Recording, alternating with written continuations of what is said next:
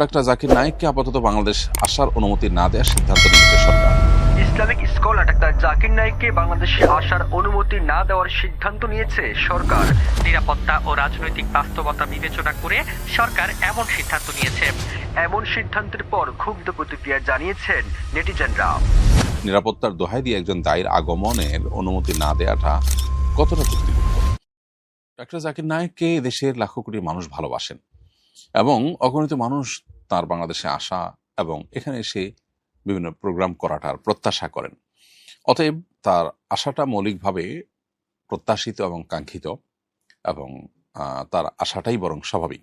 তিনি সারা দুনিয়ার অন্যান্য মুসলিম দেশগুলোতে, মুসলিম প্রধান দেশগুলোতে গিয়েছেন, কিন্তু বাংলাদেশের মতো মুসলিম প্রধান দেশে তিনি এখনো আসেননি। সেটি আসলে অবাক করার মতো বিষয়। সরকার যে অজুহাত দিয়ে তাকে আসার ব্যাপারে এখন অনুমোদন দেয়নি এবং বলেছে নির্বাচন পরে আসতে পারবে, সেই অজুহাত নিয়ে আমার বক্তব্য হলো এখানে দুটি দিক আছে। একটি দিক হলো যে এটা ঠিক যে তিনি যদি আসতেন, বাংলাদেশ সরকার যদি নিরাপত্তা দেওয়ার জন্য সিরিয়াস হতেন, তাহলে সেক্ষেত্রে এটা কোনো অসম্ভব বিষয় হতো না। অর্থাৎ একজন মানুষ আসলে তার অনুষ্ঠানকে ঘিরে যে নিরাপত্তা দেয়া, সেটুকু ব্যবস্থা করার মতো শক্তি সামর্থ্য অবশ্যই সরকারের আছে। সরকার যদি বিষয়টাকে খুব সিরিয়াসলি নিত এবং এটাকে খুবই পজিটিভলি দেখতো, তাহলে সেক্ষেত্রে এটার ব্যবস্থাও হয়তো করত। আমরা এর আগে দেখেছি বিভিন্ন এই সরকার আমলেই, ইন্টারিমের আমলেই বিভিন্ন গায়ক এবং বিভিন্ন ধরনের অ্যাক্টররা এসেছে এবং তারা পারফর্ম করেছে এবং এয়ারপোর্ট রোডে জ্যামের সৃষ্টি হয়েছে, বহু মানুষের সমাগম হয়েছে। সেগুলোতে নিরাপত্তা কিন্তু সরকার দিতে পেরেছে। অতএব এখানে যে সরকার চাইলে নিরাপত্তা দেওয়া একেবারে অসম্ভব ছিল, ব্যাপারটা এরকম না। তবে আরেকটা বাস্তবতা এখানে আছে, সেটা হলো যে আমাদের দেশে সাম্প্রতিক সময়গুলোতে আইনশৃঙ্খলার যে পরিস্থিতি, বিশেষ করে নির্বাচন যত ঘনিয়ে আসছে, নানান ষড়যন্ত্রের ডালপালা গজাচ্ছে খুবই স্বাভাবিকভাবে। এয়ারপোর্টে আগুন লেগেছে, আর অনেকগুলো ঘটনা ঘটেছে। এগুলো থেকে বোঝা যায় যে বড় কোনো গ্যাদারিং, অস্বাভাবিক রকমের কোনো গ্যাদারিং যদি এই মুহূর্তে হয়, সেখানে কোনো অসাধু চক্র সেখানে কোনো দুর্ঘটনা ঘটিয়ে পরিস্থিতি ঘোলাটে করবার চেষ্টা করতে পারে। তো সেটাও আমাদের মাথায় রাখা দরকার এবং সেটিকে বিবেচনায় এনে তার এই আশাটা যদি আর 2-4 মাস পরে হয়, 2-4 বা 6 মাস পরে হয়, তাহলে সেটা আমার মনে হয় না মন্দ। এবং ইনশাআল্লাহ আমার বিশ্বাস তিনি বাংলাদেশে আসবেন আজ অথবা কাল। বাংলাদেশে তার আশা এবং তার দাওয়াতি কাজ করার সুযোগ আছে এবং সেই সুযোগটা দিন দিন আরো বাড়িতে হবে ইনশাআল্লাহ। বছর ঘুরে যখন আমার ছেলের জন্মদিন আসে, প্রতি বছরই জন্মদিনে তার সুস্থতা ও সুন্দর ভবিষ্যৎ কামনা করে মসজিদে মাদ্রাসায় কিছু টাকা আমি দান করে থাকি। এবার এক কলিগ বলল, এটা বিদআত, এর মাধ্যমে তোমার ছেলের উপকার নয় বরঞ্চ আরো অপকার হবে। সঠিক বিষয়টা জানতে চাই। এই প্রশ্ন উত্তর হলো যে জন্মদিবস উদযাপনের এই সংস্কৃতি মূলত পেগান এবং প্রকৃতি পূজারী থেকে এসেছে এবং এর সাথে তাদের ধর্মবিশ্বাসের একটা নিগূঢ় সম্পর্ক কিন্তু আছে। একজন মুসলমান হিসেবে আমরা এই জন্য জন্মদিবসকে কোনোভাবে উদযাপন করতে পারি না। জন্মদিনকে কেন্দ্র করে এই যে আপনি মসজিদ মাদ্রাসা দান করছেন বা বিশেষ কিছু করছেন, এটাও এক প্রকারের উদযাপন এবং এটাও সেই দিবসটাকে প্রমোট করার নামান্তর। আপনি মৌলিকভাবে আপনার সন্তানের কল্যাণ কামনা করে আল্লাহর কাছে দান সাদাকা করতে পারেন, সেটার জন্য আপনাকে বিশেষভাবে আপনার জন্ম দিবসকেই কেন বেছে নিতে হবে? সারা বছরই আপনি দান করতে পারেন। যদি এমন হয় যে জন্ম দিবসের দানটা আপনার কাকতালীয়, অর্থাৎ আপনি সপ্তাহ নির্দিষ্ট দিনে দান করে থাকেন, সেটা কাকতালীয়ভাবে জন্ম দিবসে পড়ে গেছে, অথবা প্রতিদিন দেন সেই হিসাবে জন্ম দিবসেও দিয়েছেন, তাতে অসুবিধা নেই।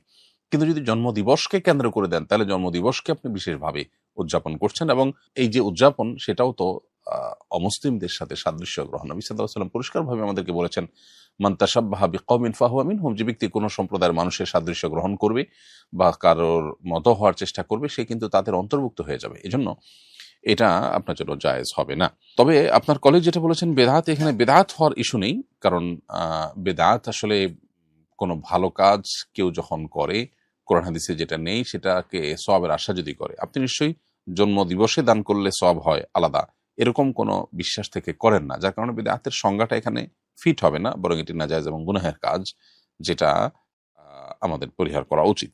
আমাদের বাসা 6 তলা বিল্ডিং, নিচতলা মসজিদ, 2য় তলায় আমরা থাকি।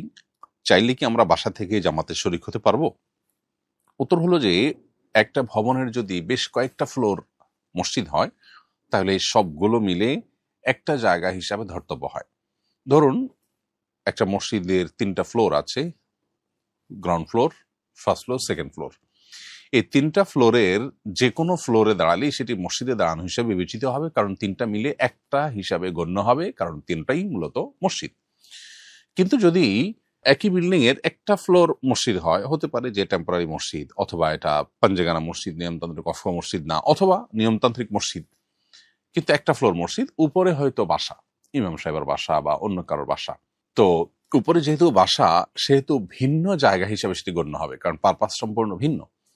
আর যখন সেটি মসজিদ নয়, অন্য কিছু, অতএব সেখানে দাঁড়িয়ে নামাজ পড়লে আপনি মসজিদে জামাতে দাঁড়িয়ে নামাজ পড়েছেন, সেটি মনে করা হবে না এবং সেটি বলা যাবে না। যার ফলে আপনাকে মসজিদে এসেই জামাতে সামিল হতে হবে, আপনার বাসা থেকে আপনি সামিল হতে পারেন না। ঠিক একইভাবে মসজিদের ঠিক আশেপাশে ডানে বামে অথবা পূব দিকে যে সমস্ত বাসাবাড়িগুলো আছে, বিশেষ করে ঢাকা শহরে আমরা জানি যে খুব লাগোয়া বিল্ডিংগুলো, তো এই ভবনগুলোতে, এইসব বাসাবাড়িতে যদি আপনি বসবাস করেন, আপাত দৃষ্টিতে আপনার বাসা থেকে মসজিদ হয়তো মাত্র 20 ফিটের দূরত্ব, 30 ফিটের দূরত্ব, কিংবা আরো কম দূরত্ব আছে। তো আপনি এখানে কাতার বরাবর দাঁড়িয়ে আপনার বাসা থেকে যদি নামাজে সামিল হন, আপনার নামাজ হবে না, কারণ আপনি ভিন্ন একটি ভবনে আছেন, ভিন্ন একটি জায়গায় আছেন, যেটি মসজিদ নয়। একই জায়গায় দাঁড়িয়ে যদি আপনি জামাতে সামিল হন, সেটি বিশুদ্ধ হবে ইক্তেদা। আর যদি জায়গা ভিন্ন হয়ে যায়, ইমাম সাহেব এক জায়গায়, আপনি আর জায়গায়, ইমাম সাহেব মসজিদে আছেন, আপনি আরেকটা ভবনে আছেন, তাহলে সেক্ষেত্রে সেটা কিন্তু ইক্তেদা বিশুদ্ধ হওয়ার জন্য যথেষ্ট নয়। এখানে যে ইত্তেসাল বা কাতারের যে সম্মিলন থাকা দরকার, এটি সেখানে থাকছে না, বরং গ্যাপ হয়ে যাচ্ছে, বিধায় এরকম করা আপনার জায়েজ হবে না। হ্যাঁ, মসজিদের পূব পাশে রাস্তায় অনেক সময় মানুষ দাঁড়ায়, এটা হলো মসজিদ থেকে বের হয়েও মানুষ বাহির পর্যন্ত চলে আসে, যখন এটা ওভারফ্লো হয়ে যায়। ওভারফ্লোর ফলে যেটা হয়ে যায়, সেটা কিন্তু মসজিদের মধ্যেই গণ্য হবে, জামাতের মধ্যে গণ্য হবে। কিন্তু যখন ভিন্ন ভবন থাকে, তখন সেটা কোনোভাবে ওভারফ্লো হয়ে ওখানে গেছে এবং ওইটা কানেকশন আছে সেরকমটি বলা যাচ্ছে না, কিন্তু রাস্তা যারা দাঁড়ায় তাদের সাথে মসজিদের সাথে কানেকশন থাকে প্রত্যক্ষভাবেই। অতএব আপনি মসজিদে এসেই জামাতে শামিল হতে হবে। এরপরে প্রশ্ন হলো, আমার সিজারের সময় রক্ত স্বল্পতা দেখা দিয়েছিল, তখন একজন হিন্দু মেয়ে আমাকে রক্ত দিয়েছেন, একজন অমুসলিমের রক্ত আমার শরীরে প্রবাহিত হয়েছে, এতে কি কোনো সমস্যা হবে? উত্তর হলো না, এতে কোনো অসুবিধার কিছু নেই। রক্ত মুসলিম হোক কিংবা অমুসলিম, তাতে কোনো বিশেষ পার্থক্য নেই। মুসলমানের রক্ত যেরকম মুসলমানের শরীরে থাকতে পারে, ঠিক একইভাবে হিন্দুর রক্ত কোনো মুসলমানের শরীরে থাকতে পারে। এটাতে শরিয়ার কোনো বিধান লঙ্ঘন হচ্ছে না, বিধায় এটা নিয়ে আপনার কোনো হেজিটেশন থাকার কোনো কারণ নেই। এরপরে প্রশ্ন হলো, আমার স্বামী গরুর ব্যবসা করেন, তিনি মালিকের কাছ থেকে চুক্তিভিত্তিক গরু নিয়ে আসেন, পরে বিক্রি করে মালিকের টাকা পরিশোধ করে দেন। এই সময়ের মধ্যে যদি গরুটি গাভী হয়, তাহলে আমরা দুধ দহন করে তা বিক্রি করি, নিজেরাও খাই। আর যদি ষাঁড় হয়, তাহলে অন্যান্য সুবিধাগুলো ভোগ করে থাকি। বিক্রি করার এই সময়ের মধ্যে কি এ ধরনের ফায়দা ভোগ করা আমাদের জন্য জায়েজ হচ্ছে? উত্তর হলো যে, আপনার স্বামী মূল মালিক থেকে ক্রয় করে আনেন, এরকম যদি হয়, তাহলে সেক্ষেত্রে আপনার স্বামী গরুর মালিক হয়ে যাবেন এবং সেক্ষেত্রে তার জন্য এগুলো জায়েজ আছে, অর্থাৎ গরুর থেকে গরুর দুধ দোয়া বা এ টাইপের যত সুবিধা আছে সেটা ভোগ করা আপনার জন্য জায়েজ আছে। আর যদি সম্পূর্ণ ক্রয় বিক্রয় সম্পন্ন না হয়, এমন হতে পারে যে ক্রয় বিক্রয় সম্পন্ন হয়েছে, মূল্য তিনি পরে পরিশোধ করবেন, বাকিতে কিনেছেন, এরকম যদি হয়, তাহলে তার জন্য তো এই গরুর দুধ দহন করা এবং গরু দ্বারা অন্যান্য বেনিফিট নেওয়া জায়েজ আছে। ব্যাপারটা যদি সেরকম না হয়, বরং বিক্রিটাই পূর্ণাঙ্গ না হয়, ঝুলন্ত থাকে, তাহলে সেক্ষেত্রে আপনার স্বামীর জন্য এটা ভোগ করা জায়েজ হবে না।